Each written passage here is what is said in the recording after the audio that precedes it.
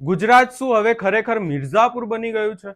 એક પછી એક એવી ઘટનાઓ સામે આવી રહી છે કે જે આપણને ખરેખર કાયદો અને વ્યવસ્થાની સામે અનેક સવાલો ઊભા કરવા માટે તો મજબૂર કરે છે, પરંતુ એની સાથે સાથે શું ચૂંટણી આવે તો પછી જે અનેક કિસ્સાઓ સામે આવતા હોય છે ને, હવે ગુજરાતમાંથી પણ એવા કિસ્સાઓ સામે આવી રહ્યા છે કે જ્યાં ઉમેદવારો ઉપર ફાયરિંગ કરવામાં આવે છે.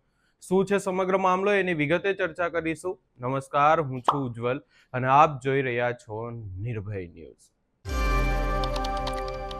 ગુજરાતમાં હાલ સ્થાનિક સ્વરાજ્યની ચૂંટણીને જે મતદાન છે એમાં કલાકોનો જ હવે સમય બાકી રહ્યો છે અને આ તમામ ચર્ચાઓની વચ્ચે તમામ પાર્ટીઓ પૂરતો પ્રયાસ પણ કરી રહી છે મતદારોને રીઝવવાનો, પરંતુ હવે એક ઘટના એવી સામે આવી છે કે જ્યાં આમ આદમી પાર્ટીના ઉમેદવાર ઉપર ફાયરિંગ કરવામાં આવ્યું છે અને ત્યારથી જ ક્યાંક ને ક્યાંક આખી બાબતને લઈ અને ખળભળાટ મચી ગયો છે.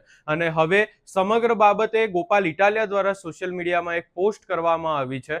ગોપાલ ઇટાલિયા દ્વારા શું કહેવામાં આવ્યું, સૌપ્રથમ એની ચર્ચા કરીએ તો અહીંયા લખવામાં આવ્યું છે કે ઉના નગરપાલિકામાં આમ આદમી પાર્ટીના ઉમેદવાર અજયભાઈ બાંભણિયા જતા હતા ત્યારે તેમની ઉપર ભાજપના લોકો દ્વારા ફાયરિંગ કર્યું હોવાના પ્રાથમિક સમાચાર મળ્યા છે. હાલ અજયભાઈને હોસ્પિટલમાં છે અને તેઓની સારવાર થાય પછી વિગતવારની ઘટના જાણી શકાશે. અહીંયા ગોપાલ ઇટાલિયાની વાત કરીએ તો ગોપાલ ઇટાલિયાએ સીધા જ આક્ષેપ ભાજપના લોકો ઉપર લગાવ્યા છે, પરંતુ અહીંયા ખરેખર આ આખી બાબત જો સામે આવી છે અને ખાસ કરી અને જો વાત કરીએ તો પ્રવીણ રામ કે જેઓ આમ આદમી પાર્ટીના નેતા છે, તેઓ પણ આ જે ઉમેદવાર છે એમને હોસ્પિટલમાં મળવા માટે પહોંચ્યા હતા અને ત્યારબાદ તેમના દ્વારા નિવેદન પણ આપવામાં આવ્યું હતું. ને આ જે આખો કિસ્સો સામે આવ્યો એ ક્યાંક ને ક્યાંક ફરી એકવાર સવાલો ઊભા કરે છે કે ગુજરાતમાં શું આવી રીતે ખુલ્લેઆમ કોઈ પણ કોઈની ઉપર ફાયરિંગ કરી શકે છે?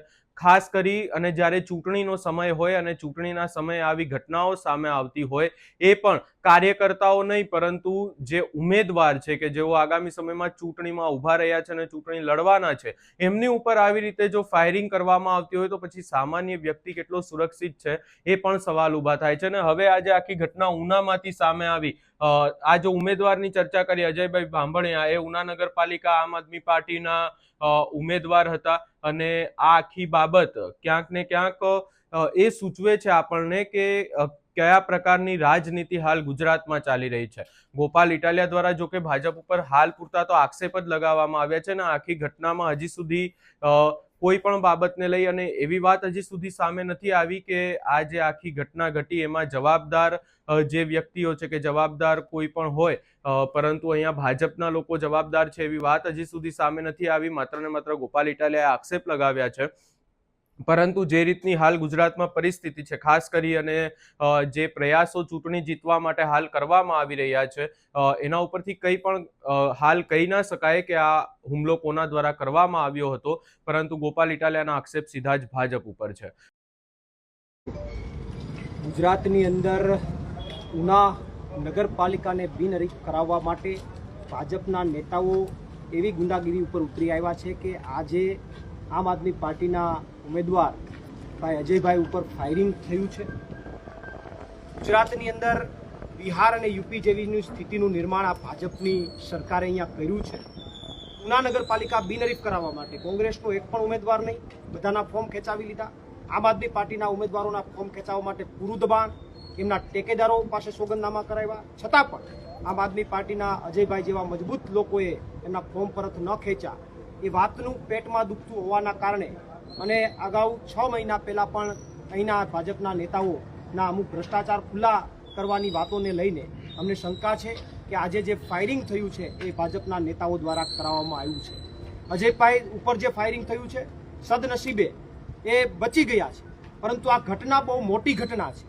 સરકાર એટલા માટે બેઠી હોય કે ગુંડાઓને દબાવી દે, એને પૂરા કરે, પરંતુ સરકાર જ્યારે ભાજપના નેતાઓ જ્યારે પોતે ગુંડા બની જાય ત્યારે ગુજરાતની જનતાને મારી અપીલ છે કે આવનારી નગરપાલિકા અને સ્થાનિક સ્વરાજ્યની ચૂંટણીની અંદર આમનો ચોક્કસથી બદલો લેવો જોઈએ અને સરકાર અને જે ભાજપના નેતાઓ છે એને પૂરા કરવાનું કામ કરવું જોઈએ.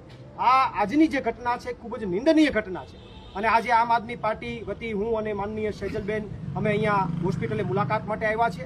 અત્યારે અહીંયાથી અમે કહીએ છીએ કે અજયભાઈ ચૂંટણી લડશે, પૂરી તાકાતથી લડશે. આમ આદમી પાર્ટીની ચૂંટણી પૂરી તાકાતથી ઉનામાં લડાશે. જેને રોકવું હોય એને રોકી લે. કોઈ પણ જાતની ચૂંટણીની અંદર પીછેહટ નહીં થાય.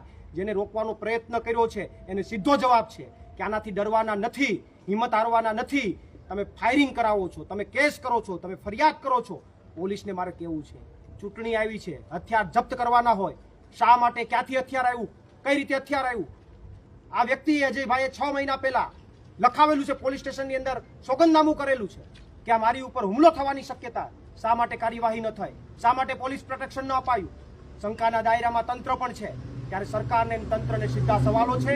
આમ આદમી પાર્ટી આ મુદ્દે ચોક્કસથી ગુજરાતમાં અવાજ ઉઠાવશે, લડશે અને આ તમામ ઉમેદવારો પૂરી તાકાતથી ફાઇટ આપશે અને ચૂંટણી મેદાનમાં ઉતરશે. પણ ઉનાની જનતાને મારી અપીલ છે કે અમે જ્યારે એટલી હિંમત બતાવી રહ્યા છે, તાકાત બતાવી રહ્યા છે, ત્યારે તમામ લોકોને જીત અપાવો એવી ઉનાને તમામ લોકોને હું નમ્ર અપીલ કરું છું. ખાસ વાત કરી તો અજયભાઈ છે એ ટૂંકમાં ધારાસભ્ય 93 વિધાનસભાના છે, તેના કંઈક ને કંઈક કુટુંબમાં પણ છે અને ભૂતકાળમાં તેઓએ વિડીયો વાયરલ કર્યા હતા. શું છે? જુઓ, આ તો આજે એ હદ સુધી જતું રહ્યું છે કે કુટુંબ સાઈડમાં ગયું. રાજનીતિની અંદર છેલ્લી હદ સુધી જવાનું કામ ઉનાની ધરતી ઉપર થયું છે. અને ઉનાની ધરતી ઉપર આજે પહેલી વાર ઘટના નથી બની. વારંવાર ફાયરિંગની ઘટનાઓ બને, દબાવી દેવાનો પ્રયત્ન થાય, કોઈને દબોચી દેવાનો પ્રયત્ન થાય. આજના ગુજરાતની અંદર, લોકશાહીવાળા ગુજરાતની અંદર આ બધી વસ્તુઓ મને લાગે છે કે ખૂબ વધારે પડતી છે. અને ભાજપ એમ કહે છે કે અમે કાયદો અને વ્યવસ્થા જાળવવામાં સફળ થયા છે. કઈ દિશાની અંદર કાયદો અને વ્યવસ્થા જાળવવામાં સફળ થયા હતા? તમામ વસ્તુઓ મને એવું લાગે છે કે બીજેપી પોતે ગુંડાગીરી ઉપર ઉતરી આવી છે. બરાબર. બીજી વસ્તુ એ છે કે પોલીસ છે, આ ઘટના બની ગઈ છે, એવડી મોટી ઘટના બની ગઈ. એક તરફ સ્થાનિક સ્વરાજ્યની ચૂંટણીઓ ચાલુ છે, બીજી તરફ પોલીસ છે એ અજયભાઈની ગાડી છે તે પોલીસ સ્ટેશન લઈ ગઈ છે, બીજી તરફ પોલીસ મોડી પહોંચી હોય એવું પણ સામાન્ય છે. જુઓ, એ તો આ બધું આખું પ્રી પ્લાનિંગ જ હોય. અત્યારે અજયભાઈ સાથે વાત કરી તો એમણે કીધું 2 વ્યક્તિ મોઢું એમના પેલું પહેરી અને બંને ટુ વ્હીલમાં આવે છે, ફાયરિંગ કરે છે અને ત્યારબાદ અજયભાઈ ત્યાંથી બચીને અહીંયા આવે છે. તો પોલીસ પ્રશાસન મોડી આવે, પોલીસ પ્રશાસન પ્રોટેક્શન ન આપે, પોલીસ પ્રશાસનની હાજરીની અંદર ચૂંટણી હોવા છતાં હથિયાર નીકળે, આ બધી વસ્તુઓ શંકાના દાયરામાં છે. અને વાત રહી અહીંયાથી મારી પોલીસ તંત્રને અને સરકારને સીધી માંગ છે કે તાત્કાલિક ધોરણે આમની નિષ્પક્ષ તપાસ સાથે સાથે અજયભાઈની ફરિયાદ લેવામાં આવે અને ફરિયાદ લઈ અને એમની ઉપર તાત્કાલિક ધોરણે કાયદેસરની કાર્યવાહી કરવામાં આવે. અને આજથી જ અજયભાઈ અને અમારી આમ આદમી પાર્ટીના તમામ ઉમેદવારોને પોલીસ પ્રોટેક્શન આપવામાં આવે એવી આમ આદમી પાર્ટી વતી મારી માંગ છે.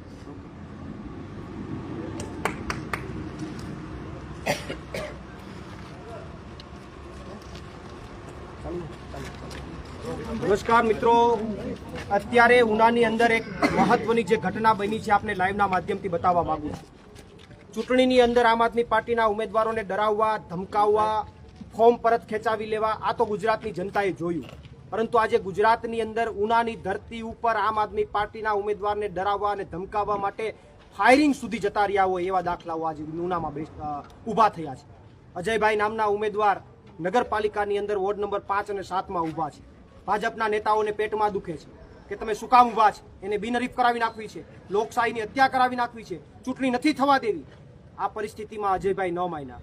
અજયભાઈએ ઉમેદવારી ફોર્મ પોતાનું ચાલુ રાખ્યું, ઉમેદવાર પોતે લડવાની મક્કમતા બતાવી. તો આજે એમના ઉપર ફાયરિંગ થયું, એને જાનથી મારી નાખવાની પ્રયાસ થયો. ત્યારે સરકારને અને તંત્રને મારી અપીલ છે કે તાત્કાલિક ધોરણે એમની ફરિયાદ લઈને કાયદેસરની કાર્યવાહી કરે. પણ એ કરશે કે નહીં કરે એના ઉપર મને બહુ વિશ્વાસ નથી, પણ મને ગુજરાતની જનતા ઉપર વિશ્વાસ છે. ગુજરાતની જનતાને મારે અપીલ કરવી છે કે જ્યારે લોકશાહીનું ગળું દબાવવાનો પ્રયત્ન થાય, જ્યારે ઉમેદવારોને હટાવી દેવાનો પ્રયત્ન થાય, એ વાત તો ઠીક, પણ ફાયરિંગો થઈ જાય ત્યારે ગુજરાતની જનતાએ હવે જાગવાની જરૂરિયાત છે. અને આવનારી સ્થાનિક સ્વરાજ્યની 2 દિવસમાં જે મતદાન આવી રહ્યું છે, આ મતદાનની અંદર આ તમામ ઘટનાઓનો જડબાતોડ જવાબ આપવાની જરૂરિયાત છે. અત્યારે અજયભાઈ આવી ઘટના બન્યા પછી પણ એને એમ કીધું કે હું ચૂંટણી લડીશ, હું હટીશ નહીં, હું સાથે રહીશ. આ વાત એની મક્કમતા બતાવે છે, એની લીડરતા બતાવે છે. ત્યારે ઉનાની ધરતીના લોકોને કહેવા માંગુ છું કે એની પડખે ઊભા રહેજો, એમને મતદાન કરજો અને આ ફાયરિંગ થયું છે એનો જડબાતોડ જવાબ આપજો. આવી ગુજરાતની અંદર જે ઘટનાઓ બની છે એના પડઘા ગુજરાતમાં પડવાના છે. આમ આદમી પાર્ટી આ તમામ ઉમેદવારોની સાથે છે, તમામ ઉમેદવારો ચૂંટણી લડવાના છે. જ્યાં કંઈ પણ જરૂર પડશે ત્યાં આમ આદમી પાર્ટી કાયદાકીય લડાઈની સાથે સાથે જે કંઈ પણ કરવું પડે એ આમ આદમી પાર્ટી સંપૂર્ણ રીતે આ મુદ્દામાં કરવા તૈયાર છે. આભાર. અને ગુજરાતની જનતાને આ લાઈવના માધ્યમથી કહેવા માંગુ છું કે આખી ઘટનાને ખૂબ શાંતિપૂર્વક નિહાળી અને તમે 26 તારીખે તમે તમારો નિર્ણય કરજો. તમામ મિત્રોનો ખૂબ ખૂબ આભાર.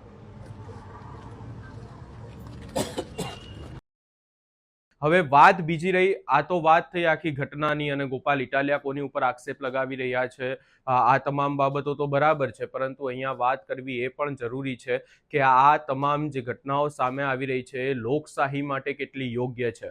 આપણે જોયું કે અનેક એવા નિવેદનો સામે આવ્યા છે કે જ્યાં એવું કહેવામાં આવી રહ્યું છે કે લોકશાહીની હત્યા થઈ રહી છે. આવા જ્યારે કિસ્સાઓ સામે આવતા હોય છે, આના પહેલા પણ આપણે જોયું કે ઉમેદવારોને ખરીદવાનો પ્રયાસ કરવામાં આવ્યો હતો, ત્યારબાદ ઉમેદવારોને ડરાવવા ધમકાવવામાં આવી રહ્યા હતા. હવે તો એવું પણ સામે આવી રહ્યું છે કે સીધી જ ઉમેદવાર ઉપર ફાયરિંગની ઘટના સામે આવી રહી છે. એટલે હવે આજે આખો કિસ્સો સામે આવ્યો, એમાં જોવાનું રહેશે કે આગામી સમયમાં પોલીસ શું તપાસ કરે છે. ખાસ કરી અને નજર પોલીસ ઉપર રહેશે કે પોલીસ કોને આ આખી બાબતમાં કોનું નામ સામે આવે છે. આ સમગ્ર બાબતે તમારો શું અભિપ્રાય છે એ અમને કમેન્ટ કરી જરૂર જણાવશો ને અમારી ચેનલ નિર્ભય ન્યૂઝને લાઇક, શેર, સબસ્ક્રાઇબ કરવાનું ભૂલશો નહીં.